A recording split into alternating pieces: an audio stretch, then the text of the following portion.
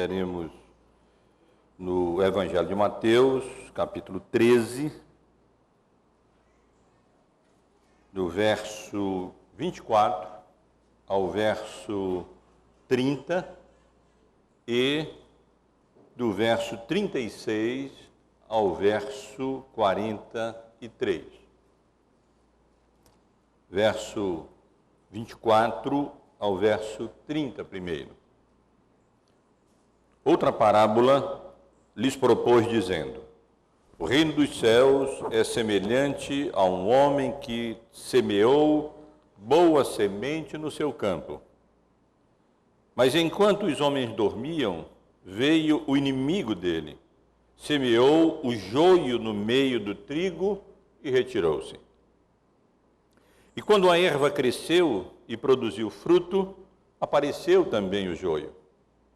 Então, vindo os servos do dono da casa, lhe disseram: Senhor, não semeaste boa semente no teu campo?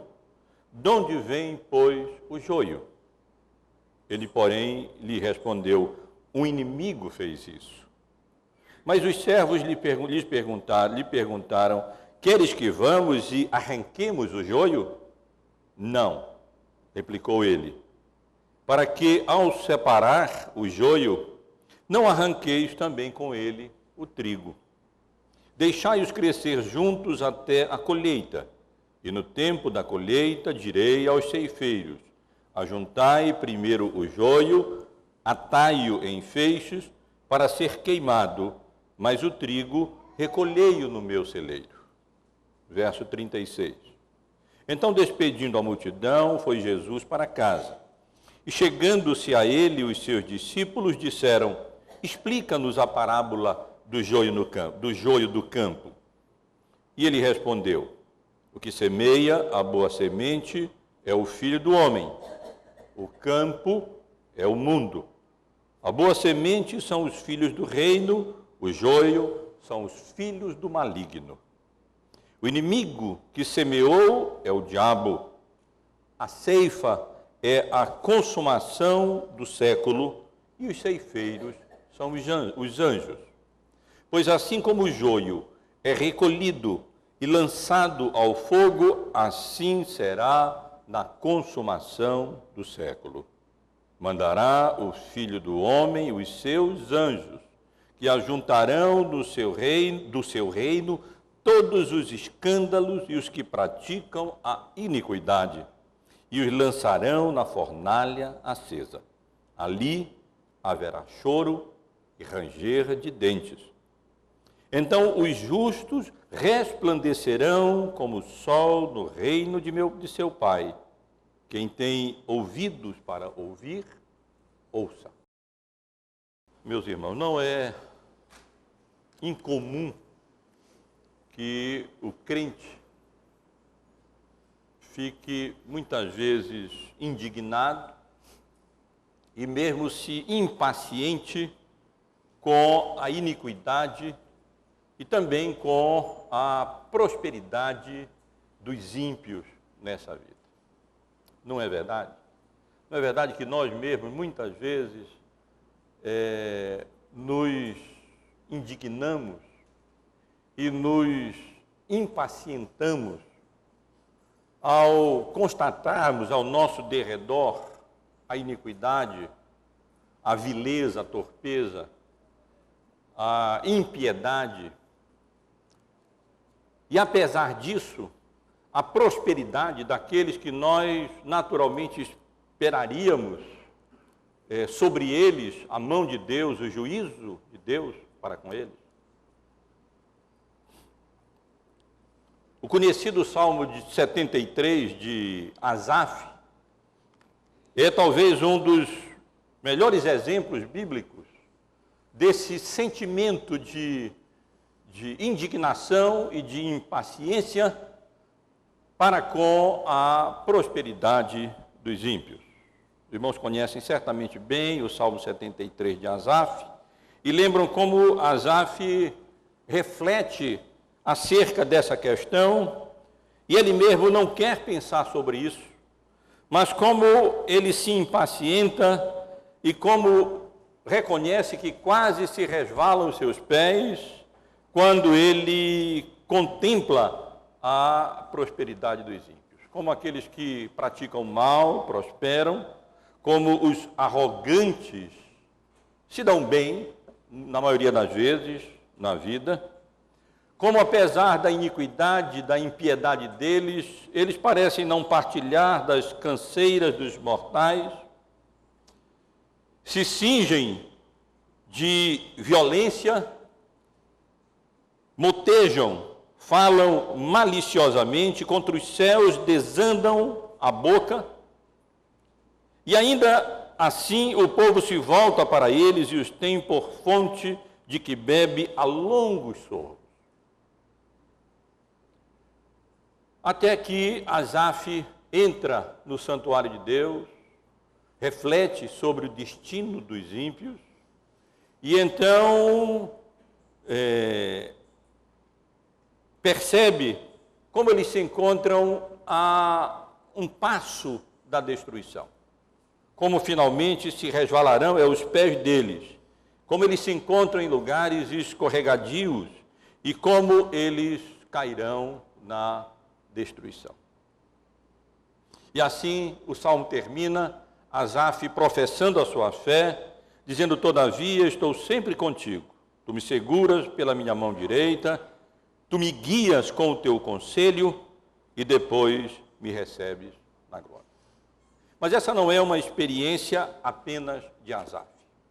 Os irmãos lembram da exposição que estamos fazendo no Evangelho de Mateus, que o próprio João Batista, no início do capítulo 11, ele mesmo chegou a duvidar de que Jesus fosse de fato o Messias prometido. Isso provavelmente porque ele esperava que, uma vez que o machado estava posto à raiz da árvore, o Senhor Jesus viesse para, de fato, cortar a iniquidade, decepar a impiedade e trazer juízo sobre os pecadores, estabelecendo assim o reino de Davi plenamente e imediatamente aqui nesse mundo. João Batista não viu isso. João Batista viu Jesus efetuando curas, João Batista viu Jesus pregando, mas era como se ele não visse o reino de Deus sendo de fato estabelecido aqui nesse mundo. Talvez porque tivesse uma compreensão equivocada com relação à natureza do reino de Deus. Mas é provável que ele se perguntasse por que Jesus não lidera uma revolução e restaura de forma imediata e de forma plena o reinado de Davi, seja naquela forma política, militar, ou mesmo na forma espiritual. Há uma outra passagem bíblica no Antigo Testamento muito pertinente com relação ao nosso texto. No último livro do Antigo Testamento, no livro de Malaquias, no capítulo de número 3, a partir do versículo 13, nós lemos assim: as vossas palavras foram duras para mim, diz o Senhor, mas vós dizeis, que temos falado contra ti? E o Senhor diz: não dizeis, inútil é servir a Deus, que nos aproveitou termos cuidado em guardar os seus preceitos e em andar de luto diante do Senhor dos Exércitos? Ora, pois, nós reputamos por felizes os soberbos. Também os que cometem impiedade prosperam. Sim, eles tentam ao Senhor e escapam. Mas, então os que temiam ao Senhor falavam uns aos outros.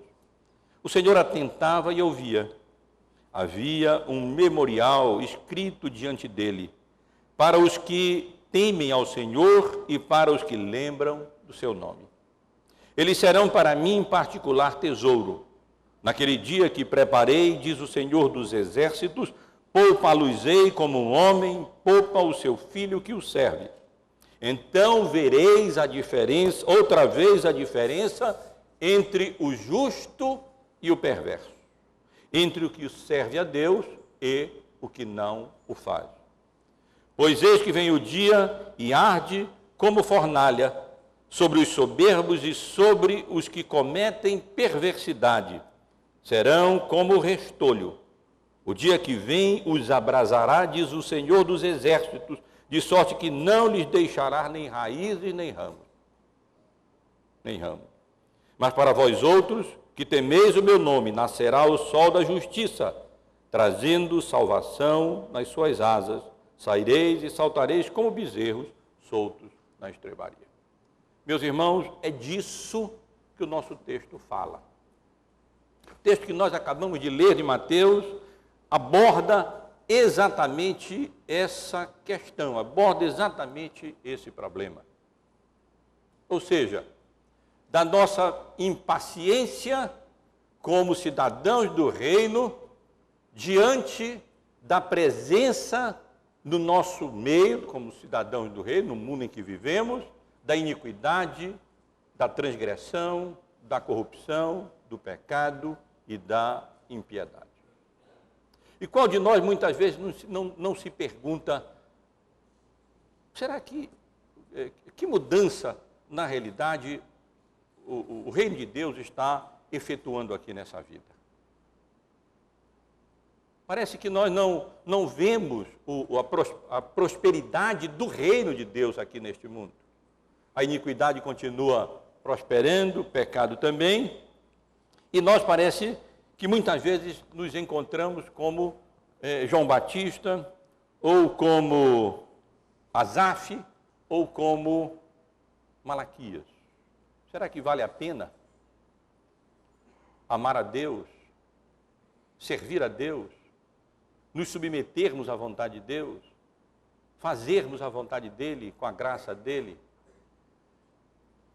e padecermos muitas vezes, e sofrermos, enquanto que aqueles que vivem folgadamente a sua vida, de modo iníquo, de modo pecador, de modo ímpio, parecem se dar bem na vida e parecem prosperar? Meus irmãos, o nosso texto fala exatamente disso.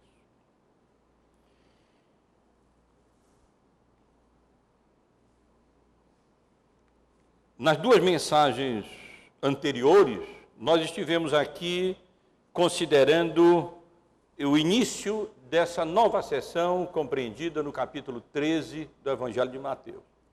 Uma sessão conhecida como as parábolas do reino. O Evangelho de Mateus é o Evangelho do reino. E o capítulo 13, no capítulo 13, Mateus reúne e nos apresenta uma série de parábolas do reino que lançam luz exatamente acerca do reino de Deus neste mundo. Começamos a nossa abordagem desse capítulo considerando os versículos 10 ao versículo 17.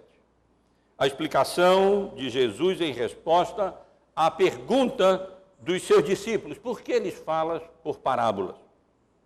E, excepcionalmente, nós não fizemos uma exposição desses versículos, mas apenas um estudo geral sobre as parábolas de Jesus, incluindo a definição, os propósitos, as características das parábolas de Jesus e algumas normas de interpretação das parábolas de Cristo. Depois, então, nós iniciamos propriamente o estudo das parábolas de Jesus neste capítulo, começando com, provavelmente, a mais conhecida dessas parábolas, a parábola do semeador, que também poderíamos chamar de a parábola dos solos, porque o foco não é tanto no semeador, mas sim nos solos, ou melhor, nas várias respostas à pregação e ao testemunho e aos milagres que o Senhor Jesus vinha realizando.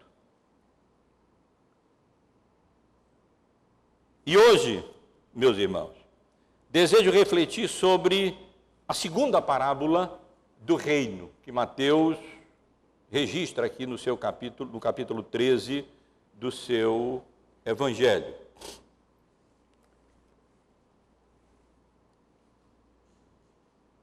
É a parábola conhecida como a parábola do joio. ou como os discípulos mesmos chamam aqui, a parábola do joio do campo. Alguns sugerem que talvez um título melhor seria a parábola da ceifa, porque a ênfase recai exatamente na ceifa, como nós observaremos logo mais. Trata-se de uma parábola, observem bem o que eu vou dizer. Trata-se de uma parábola não, como muitos a interpretam, não sobre o mundo na igreja. Não. Essa é uma interpretação equivocada da parábola. É uma parábola, sim, sobre a igreja no mundo. Não se trata de uma parábola sobre a igreja que contém crentes genuínos, verdadeiros, trigo, mas também contém crentes nominais, hipócritas, que não são crentes genuínos, o joio. É verdade que na grande maioria das congregações, quiçá em todas as congregações, existe trigo e existe também o joio. Mas como mostrarei adiante, procurarei demonstrar adiante, essa parábola não é uma parábola sobre o mundo na igreja, mas é uma parábola sobre a igreja no mundo. É uma parábola sobre a paciência de Deus e da igreja para com a iniquidade e a impiedade no mundo. É uma parábola sobre a necessidade do crente ter paciência durante a sua jornada nessa vida e confiança a confiança que o crente deve ter na consumação das promessas de Deus. É disso que essa parábola trata. Ela nos ensina que nós devemos ser pacientes para com aqueles que praticam a iniquidade. Que nós não devemos, como os discípulos de Jesus, querer que caia logo o fogo do céu e destrua os ímpios, os iníquos que estão no nosso meio. Isso não é possível. Nós necessariamente teremos que conviver com eles até a consumação dos séculos. E como eu disse, uma parábola também sobre a confiança de que um dia se manifestará claramente a diferença entre o justo e o perverso, entre aquele que serve a Deus e aquele que não o serve. Nessa vida, essa distinção pode nem ser bem clara, mas chegará o dia do retorno do nosso Salvador, quando então claramente será manifesta a diferença, como disse Malaquias, entre o justo e o perverso. E nós não precisaremos mais pensar como Malaquias chegou a pensar, ou como Asaf chegou a pensar. Não vale a pena, porque então nós veremos que valeu toda a pena servir a Cristo, apesar das lutas, das aflições, das tribulações pelas quais Deus permite que nós passemos nesta vida, mesmo constatando ao nosso derredor a prosperidade dos ímpios. Então eu convido os irmãos para considerarem essa porção que nós acabamos de ler. Por favor, mantenha a sua Bíblia aberta de maneira mais rápida possível. Chamo a atenção para os irmãos para esse texto sobre o tema parábola do joio.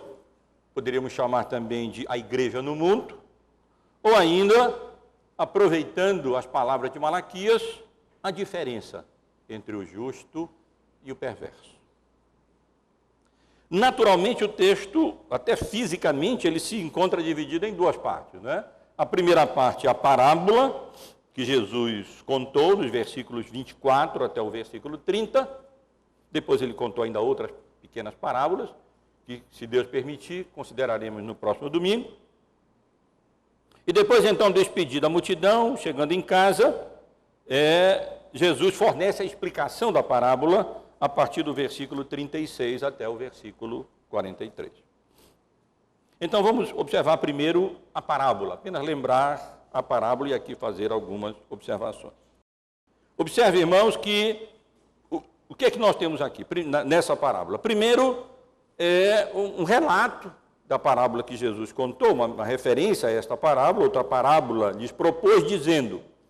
E aí, então, nos 3 primeiros versículos, nós lemos sobre como um homem, dono de uma propriedade, dono de uma terra, dono de um campo, semeou boa semente, semeou o trigo, boa semente no seu campo.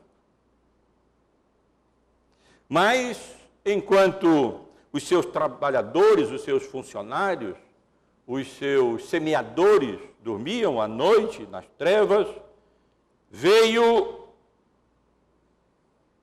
o inimigo do fazendeiro e semeou, vejam que maldade, né? Uma coisa dessa, no meio da plantação de trigo, ele semeou joio, ou seja, ele semeou uma erva daninha. O joio é uma erva daninha que nasce nas plantações de trigo, dá nas plantações de trigo, e que se assemelha muito ao trigo. Dizem até que é uma degeneração do trigo. E no início, quando está nascendo, parece mesmo trigo, até que espiga. E então, quando começa a espigar, fica fácil de perceber a diferença entre o trigo e o joio, ou, parece que usa assim palavra, em português, a palavra quase literal do grego, cisânia, para designar esse tipo de erva daninha, aqui traduzida como joio. E então se retirou. E quando a erva cresceu e produziu fruto, então percebeu-se também que ali não estava apenas trigo, mas joio. E provavelmente não apenas pouco joio, porque é natural na época, estive lendo, que o joio sempre tivesse alguma erva daninha no meio da plantação, como ainda hoje acontece. A surpresa dos semeadores foi porque certamente foi muita erva daninha que estava ali tomando conta, danificando a plantação de trigo. Essa é a primeira parte. Depois nós encontramos 2 diálogos na parábola. Um no versículo 27 e no início do versículo 28, quando os servos vão ao proprietário e fazem uma pergunta. Então, vindo os servos do dono da casa, lhe disseram: Senhor, não semeaste boa semente no teu campo? De onde, pois, vem o joio? O que foi que aconteceu? O Senhor não havia semeado erva daninha, ele havia semeado joio. Eles não entenderam. Eles já haviam plantado joio, o trigo. Então, desculpe, o trigo. Então, como é que tanto joio havia nascido ali? Não era alguma coisa normal.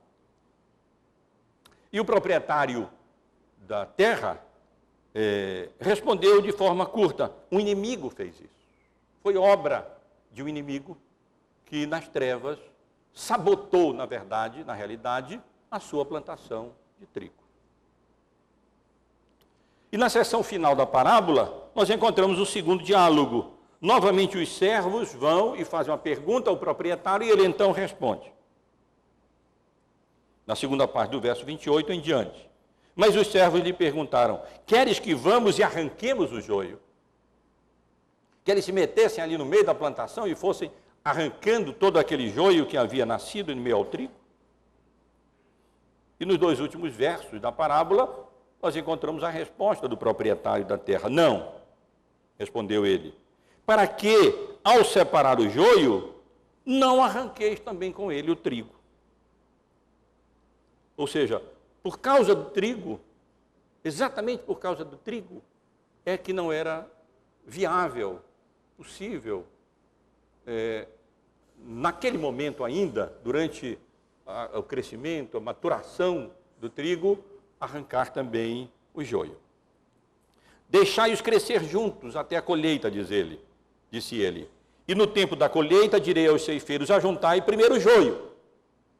Então passa a ceifa, como é o nome? A foice, né? Passa a foice, e então nós vamos recolher. Aí está na hora mesmo de recolher, e nós vamos recolher o joio e atai-o em feixes para ser queimado. Mas o trigo, então nós vamos recolher para o meu celeiro. Essa é a parábola que Jesus contou ainda sobre o reino de Deus. Mas a partir do versículo 36, graças a Deus, Jesus nos dá a interpretação da parábola. E é interessante observar, irmão, de início, porque na interpretação da parábola, Jesus dá significado a vários elementos. Na história da igreja, muita gente tentou fazer isso com as demais parábolas de Jesus e foi uma confusão generalizada. Eles quiseram aprender com Cristo aqui, é até natural, que Jesus fez isso com a parábola. Ele também fez até certo ponto isso com a parábola do semeador, que estudamos no último domingo aqui, que estivemos considerando, identificando os 4 tipos de solos. Então era até natural que Orígenes e outros expoentes da escola alegórica de interpretação bíblica procurassem fazer o mesmo, encontrar significado em cada elemento das demais parábolas de Jesus. Mas a história nos mostrou que esse não era um bom caminho. Na realidade, apesar de termos esses vários elementos, as parábolas sempre querem transmitir 1, 2 lições, algumas poucas lições ali, e alguns elementos eles são apenas componentes para a transmissão do ensino que quer ser ilustrado. Mas, dito isso, nessa interpretação de Jesus, nós temos primeiro o pedido dos discípulos, no versículo 36. Então, despedindo as multidões, foi Jesus para casa. E chegando-se a ele, os seus discípulos disseram: explica-nos a parábola do joio do campo. Isso é uma boa coisa que eles fizeram, como na outra parábola também, e é uma coisa que nós devemos sempre fazer. Quando nós não entendemos as parábolas ou a seção das Escrituras, a melhor coisa que podemos fazer é recorrer a Cristo em oração e pedir que Ele nos dê iluminação, discernimento, entendimento, compreensão.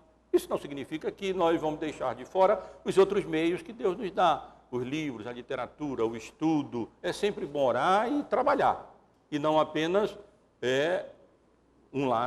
fazer uma coisa ou outra. E então Jesus, de forma condescendente e graciosa, explicou o significado da parábola, aqui de fato quase uma alegoria, já que vários elementos da parábola tinham de fato um significado. E Jesus fornece, nos versículos 37 a 39, os irmãos podem observar, o significado de 7 elementos da parábola. O semeador, ele claramente indica, era o Filho do Homem, era Jesus, que tinha vindo a este mundo como o legítimo proprietário deste mundo, como Filho de Deus, e veio neste mundo para semear. E ele veio para inaugurar o reino de Deus aqui, através da sua pregação, da palavra, através dos milagres que ele realizou. O campo, Jesus deixa claro, e ainda bem que ele faz isso, é o mundo, não é a igreja. Por isso eu disse que essa não é uma parábola sobre o mundo na igreja. Esta é uma parábola sobre a igreja no mundo. Muitos têm interpretado essa parábola para justificar a falta de exercício da disciplina na igreja. Jesus mesmo não ensinou que na igreja sempre nós vamos ter o joio e o trigo, e nós não devemos retirar o joio, deixa que Jesus vai exercer juízo quando ele retornar. Mas a parábola não está falando do mundo na igreja, do ímpio na igreja. O semeador não semeou na igreja, o semeador semeou no mundo. Aqui, portanto, eu repito, nós não temos uma parábola sobre o mundo na igreja, mas nós temos uma parábola sobre a igreja no mundo. Nada aqui contradiz o ensino de Mateus 18, que depois consideraremos, sobre como devemos exercer, agir com relação àqueles que pecam na igreja, até o exercício da disciplina, e não havendo arrependimento, até mesmo a exclusão do rol de membro da igreja. Pelos frutos nós os conheceremos. Mas, como eu disse, aqui o que nós temos é uma parábola sobre a igreja no mundo. Nós vivemos no mundo, esse mundo não é composto apenas de crentes, nós vivemos num mundo cheio de joio, cheio de iniquidade, cheio de impiedade, e apesar de nós, muitas vezes, por nós mesmos, se dependesse de nós, faríamos vir fogo do céu sobre os ímpios e sobre os iníquos para que eles fossem destruídos, como os discípulos de Jesus propuseram uma vez fazer, não é assim que é feito. Na realidade, se o juízo de Deus viesse de fato de maneira plena sobre os ímpios, ainda nesta vida, o trigo sofreria com isso. E é por amor ao trigo que Jesus tolera o joio nesse mundo. É por amor à sua igreja que ele tolera que no mundo haja iniquidade, a impiedade e o pecado. E Deus até usa essas coisas para o nosso treinamento, para o nosso preparo, para o exercício da nossa própria paciência, para com a iniquidade, para com o pecado. O campo é o mundo. Isso significa que o mundo é de Deus. E quando Jesus veio como o rei para inaugurar o seu reino aqui, ele deu início a um processo que de fato culminaria com a restauração desse mundo, que é de Deus, foi Deus quem criou. Nós não estamos aqui apenas pela igreja, a igreja está aqui exatamente para alcançar o mundo. Nós somos trigo no meio deste mundo, que é joio na realidade. É claro que a parábola não entra em questão aqui, em detalhes que na realidade não têm o propósito de enfatizar e de ensinar. Na realidade, as pessoas não nascem joio e outros nascem trigo. Todo mundo nasce joio, né? É pela palavra de Deus que nós vamos sendo transformados de joio em trigo.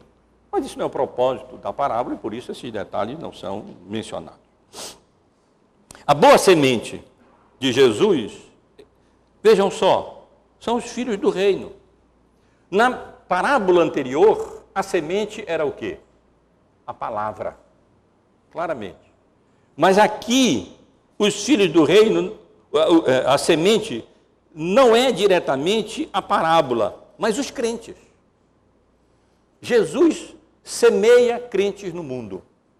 Isso é o que ele nos diz na parábola. É verdade que ao semear crente no mundo, ele semeia a palavra. Porque os crentes, a função da igreja é exatamente ser coluna e baluarte da verdade e ser instrumento da propagação do evangelho, da parábola, da palavra. Mas vejam que nessa parábola, nós somos a semente que Deus planta no mundo. O joio são os filhos do maligno. Por mais dura que seja essa definição, essa é a definição daqueles que não têm o seu coração transformado. Daqueles que permanecem na iniquidade do pecado. Daqueles que ainda não foram alcançados pela graça de Deus em Cristo. Essa é a condição do homem natural. Filho do diabo, do Deus deste século.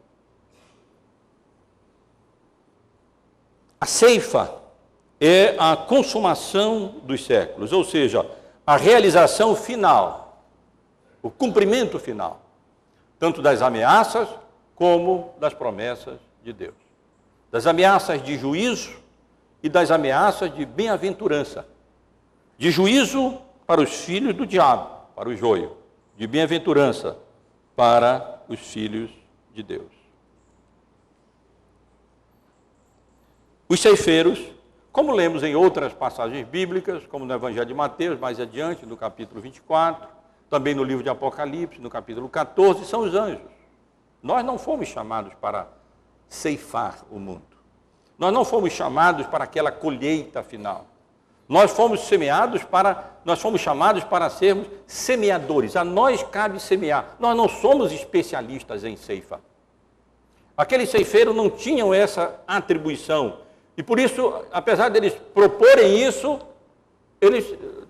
os ceifeiros farão isso. Os anjos não pregam o evangelho. Não cabe a ele, não coube a eles essa função.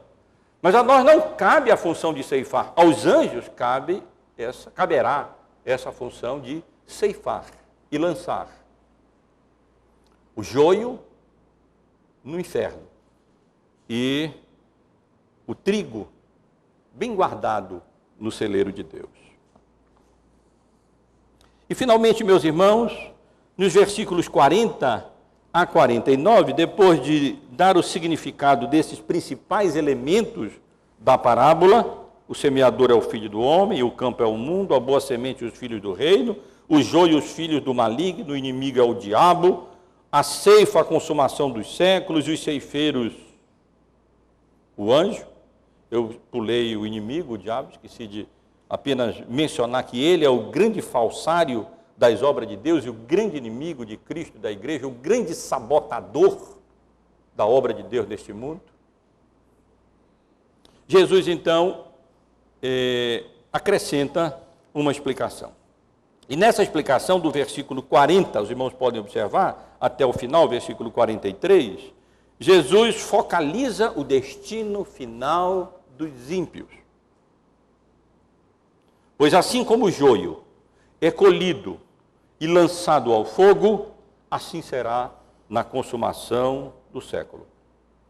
O dia virá em que a ceifa ocorrerá. E quando a ceifa ocorrer, o joio será lançado no fogo.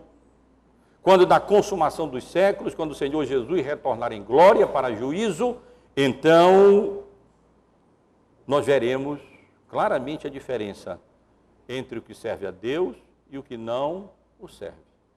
Nós veremos claramente a diferença entre o justo e o perverso. Porque mandará o Filho do Homem e os seus anjos, que ajuntarão do seu reino todos os escândalos, os que causam escândalos e os que praticam a iniquidade, os iníquos, aqueles que não se submetem à lei de Deus, os sem lei. E os lançarão na fornalha acesa. E ali as ameaças de Deus se cumprirão. Haverá choro e ranger de dentes. Mas apesar da parábola focalizar o juízo final dos ímpios, não deixa de ressaltar a bem-aventurança final dos crentes. Versículo 43. Então os justos resplandecerão como o sol no reino de seu Pai. Quem tem ouvidos para ouvir, ouça. Naquela ocasião, seja como lemos no Salmo de Asaf, quando ele atentou para o destino dos ímpios e a bem-aventurança final daqueles que temem a Deus. Seja no texto de Malaquias, quando neste mundo não fica clara a diferença entre o justo e o perverso, no sentido de se vale a pena ser justo ou ser perverso.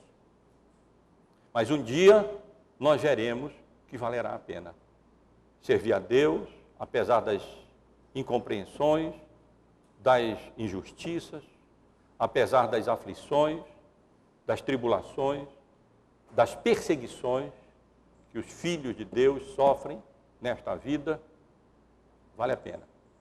Porque o joio será lançado no fogo, na fornalha acesa, onde haverá choro e ranger de dentes.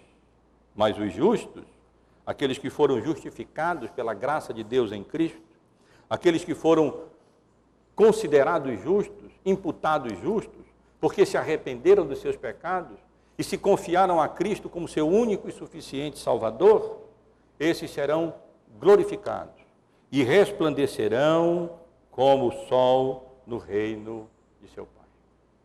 Meus irmãos, eu desejo concluir essa pequena exposição da parábola do joio, apenas extraindo daqui, procurando ressaltar e extrair daqui algumas lições para nós. Em primeiro lugar, chamar a atenção dos irmãos para o fato de que, em última instância, existem apenas dois tipos de pessoas no mundo: trigo e joio. Os filhos de Deus, ou os filhos do reino, e os filhos do diabo. Essa é a grande realidade. As outras diferenças, elas são absolutamente insignificantes. Seja entre os filhos do reino, seja entre os filhos do diabo. A grande diferença é entre joio e trigo. É entre sermos filhos de Deus, termos sido alcançados pela graça regeneradora, salvadora de Deus em Cristo, ou ainda permanecermos das nossas iniquidades e dos nossos pecados. Em segundo lugar, e talvez o mais importante, talvez a principal lição da parábola, não tem jeito. Não tem jeito. O trigo e o joio ocupam o mesmo espaço nesse mundo. Não dá para separar. Eles vivem e crescem entrelaçados no mundo. Seja na família, quando temos um filho crente, pais incrédulos, marido crente, esposa incrédula, esposa crente, marido incrédulo e assim por diante. Seja na sociedade, na vizinhança, na escola, no trabalho, no lazer, não tem como separar. Isso não significa que nós devamos estreitar a nossa comunhão com os incrédulos, porque a Bíblia claramente proíbe isso. É um jugo desigual. Mas não é viável a separação nessa vida do joio e do trigo. A igreja vive no mundo, não para ser igual ao mundo, mas para transformar o mundo. Enquanto neste mundo e enquanto nesta vida, antes do retorno de Cristo em glória, não é possível e viável e até desejável, talvez, essa separação entre o joio e o trigo. Nós vamos ter que crescer juntos. Filhos de Deus em meio aos filhos do diabo. Uns querendo servir e agradar a Deus e viver consoante a sua vontade, e outros escravos e cativos do diabo, tudo fazendo para a promoção da iniquidade e do pecado, inimigos de Deus, de Cristo e da igreja. Mas vai ter que ser assim. Enquanto o Senhor Jesus não retornar, nós vamos ter que viver assim. Na Idade Média, se quis tirar a igreja do mundo. E então muitos se tornaram monges e se tornaram reclusos em mosteiros. Mas não funcionou, não deu certo. Não é assim. E se a igreja não estiver no mundo, como é que o joio vai se transformar em trigo? Como é que eles serão convertidos? Jesus mesmo planta o trigo no mundo, exatamente para que esse joio, não é o propósito da parábola ilustrar isso, mas a Bíblia ensina com clareza, seja transformado em trigo. E assim se convertam. E ao invés de serem lançados na fornalha ardente, onde haverá choro e ranger de dente, pela graça de Deus venham a brilhar como o sol.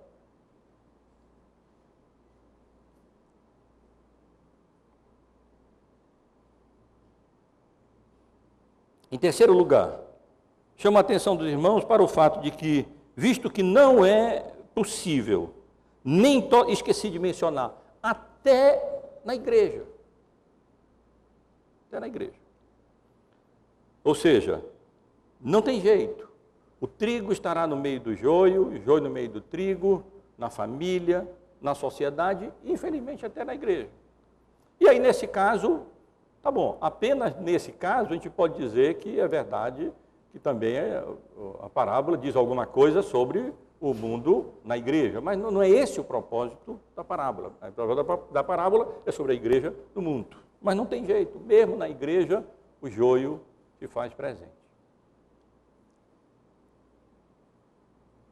A igreja não é visível, não é composta apenas de pessoas genuinamente convertidas. Sempre há aqueles que não se convertem, são tidos como membros, e sempre aqueles que vêm para a igreja, e graças a Deus que eles vêm para poder ouvir a palavra, e então, através da pregação do Evangelho, pelo testemunho do trigo, o joio se torne trigo também. Então, visto que não é possível, nem totalmente desejável a destruição imediata dos ímpios, nós precisamos de cuidado. Cuidados já ilustrados na parábola anterior. Cuidados para que a parábola, a palavra semeada, não caia em solo rochoso, para que o nosso coração não seja rochoso, para que ele não seja também um solo pedregoso, sem raiz. Em vindo a tribulação e a perseguição, abandone a fé, externamente, porque internamente não havia genuína fé. E devemos ter cuidado, finalmente, para que os cuidados do mundo não sufoquem a parábola. E aqueles com quem nós convivemos, o joio, e obrigatoriamente temos que conviver, muitas vezes na família, na sociedade, na escola, e até, às vezes, até na igreja, venham a impedir que a palavra semeada frutifique na nossa vida. Ou seja, já que é inevitável e que nós temos que conviver com o joio, é preciso muito cuidado para nós não sermos influenciados pelo joio, mas pela graça de Deus, servirmos de testemunho para transformar o joio em trigo. Uma quarta lição, meus irmãos, que desejo ressaltar, e o texto, sem dúvida, ressalta, e ressalta bastante na explicação de Jesus, é o fato de que o juízo vem. Virá o dia em que se tornará evidente a diferença entre o justo e o iníquo. O joio será finalmente lançado na fornalha acesa, onde haverá choro e ranger de dentes. É uma palavra de advertência. Essa parábola é mais do que tudo uma palavra de advertência. Lembrem do contexto anterior, capítulo 11, capítulo 12. Quantas reações negativas à pregação e aos milagres que Jesus realizou. E Jesus está aqui advertindo, nesse mundo pode não ser clara a diferença entre um fariseu e um crente genuíno e verdadeiro. Mas um dia se manifestará claramente a diferença entre o justo e o perverso. Porque aqueles que não tiverem o seu coração genuinamente convertido, aqueles que não forem filhos do reino genuínos, aqueles que forem joio, ninguém se iluda, serão lançados na fornalha acesa, onde haverá choro e ranger de dentes. Por outro lado, temos aqui essa palavra de conforto também. Apesar de todas as dificuldades, apesar de todas as lutas que os filhos de Deus ou do reino experimentam nessa vida, apesar de todas as tribulações, incompreensões e perseguições que nós experimentamos neste mundo de Deus, nesta vida, os filhos do reino, um dia resplandecerão como o sol. Um dia ficará absolutamente clara a diferença que hoje às vezes não é tão perceptível e tão visível. Não apenas no que diz respeito à eficácia da nossa vida, a santidade ou do nosso testemunho, mas especialmente no que diz respeito à recompensa. Ficará claro que vale a pena servir a Deus. Seremos promovidos a tal situação e condição que resplandeceremos como o sol quando seremos glorificados e viveremos para todo sempre para com o nosso Senhor. E um alerta final, meus irmãos, quem tem ouvidos para ouvir, ouça. Mais uma vez, a parábola termina com essas palavras. E essas palavras são uma convocação à reflexão e à aplicação individual da parábola à nossa própria vida. Ou seja, é como se Jesus estivesse aqui perguntando, no final de tudo, reflita, pare, pense, qual é a sua condição. Você é joio ou você é trigo? Você é filho de Deus ou é filho do diabo? Os dois vivem entrelaçados neste mundo. E até certo ponto eles são parecidos.